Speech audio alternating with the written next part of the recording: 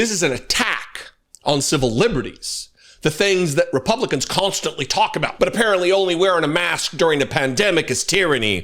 Militarizing United States cities, the capital of this country, that's okay. You're going to hear a lot of people hand-wringing and trying to justify what Donald Trump did yesterday, announcing the military occupation, the federalization of Washington, D.C. And you're going to hear a lot of people make excuses for it and say, well, it's within the purview of Donald Trump's powers as president of the United States because, after all, D.C. is not a state. D.C. is a district, and it's run by the Congress, and it's controlled by the federal government. That is true, but it's not going to stop there, and it's not conjecture or a prediction on my part. This is just the template. This is just a dry run before these ghouls, these autocrats, these dictatorial fascists overtake blue cities.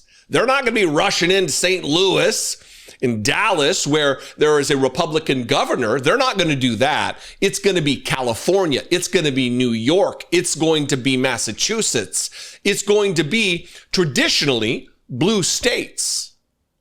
And it's just starting now. And if you think I'm being hyperbolic, I'm going to play a couple of clips for you. One is the new U.S. Attorney for the District of Columbia, Jeanine Pirro, the TV host on Fox News, who's now has a modicum of power. She is saying this is just the beginning.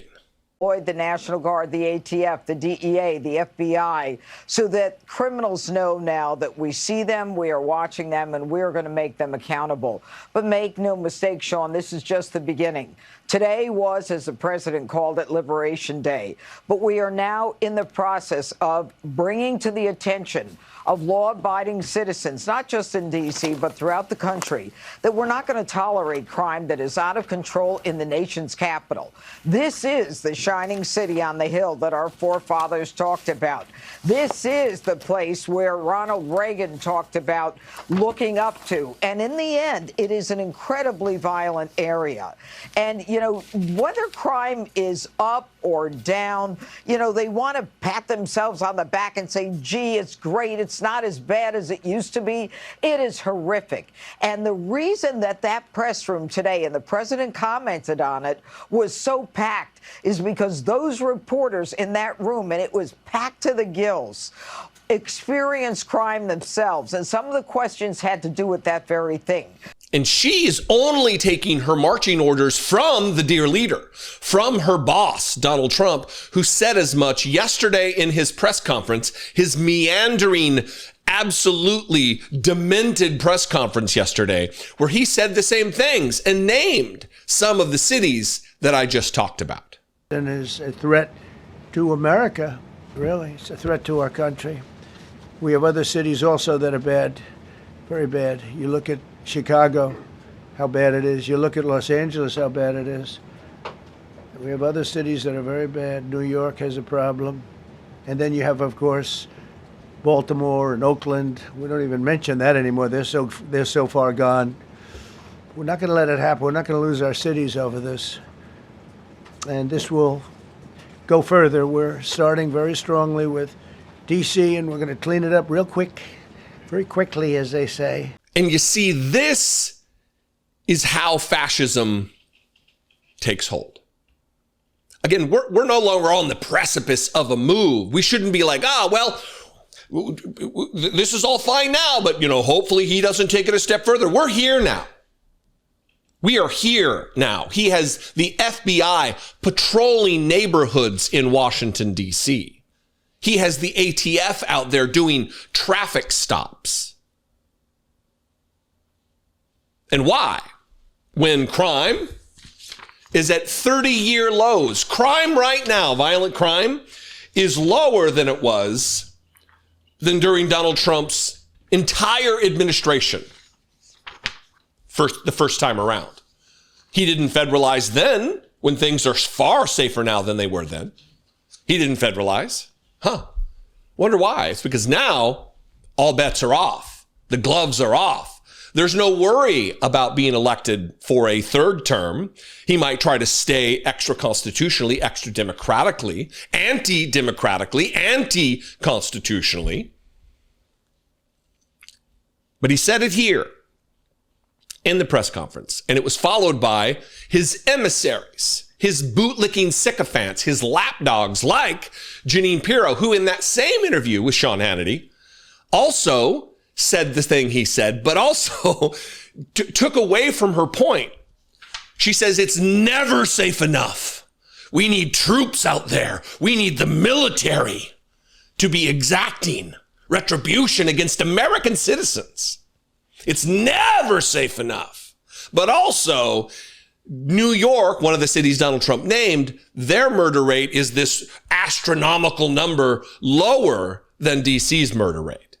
What about other cities, violent cities, Chicago and New York City and L.A. and other cities that have defund, dismantled, no bail laws? Well, look, our murder rate is like 5 times at least higher than New York City. We've got one of the highest murder rates in the country. We were the 4th largest a couple years ago. It continues. And what we've got here are people that are not even making complaints about the quality of life crimes, whether it's shoplifting or damaging property or an attempt at a carjacking. They don't even call the police. We're not even seeing most of the crime that's occurring. And the clearance rate on homicides, Sean, is a joke. These cases are not being solved. And so the message is, if you want to commit a crime, do it in D.C., because they're not going to solve the case. Bring in someone younger to commit the crime, and we'll end up letting you go because the U.S. attorney can't get her hands on you. That's all going to change under President Trump. We're going to make D.C. safe, and we're going to make it beautiful again. And make no mistake, this president has a constitutional right to protect the people in this district and to make us safe.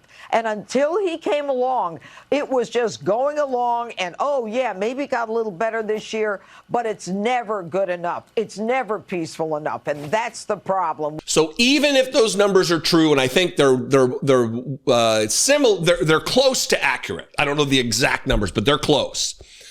That's not good enough. New York City is in a time of tranquility right now. Fewer than 5 murders per 100,000. I believe that's the number. And not good enough, not safe enough. You can still count on Donald Trump to try to federalize, militarize, occupy the city of New York. If they're doing it here, they're going to do it there. Never enough. This is only the beginning. It is time to wake up. Wake up the people who continue in your lives to make excuses for Donald Trump, to give Donald Trump the benefit of the doubt, to act as though this is anything other than it is, which is the dissension of our government, at odds with the American people, with the interest of the American people, with the well-being of the American people.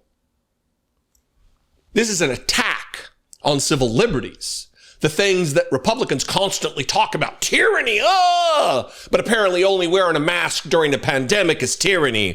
Militarizing United States cities, the capital of this country, that's okay. Sending the Marines to Los Angeles, that's not tyranny. Even though it violates posse comitatus, even though it violates the law, even though it violates the spirit of how we've operated in this country for 250 years. Stop giving Donald Trump the benefit of the doubt, because you will benefit of the doubt yourself into oppression. We're already here. What do you think? I invite you to this conversation. You can comment below. You can also call the voicemail line, 714-576-4054.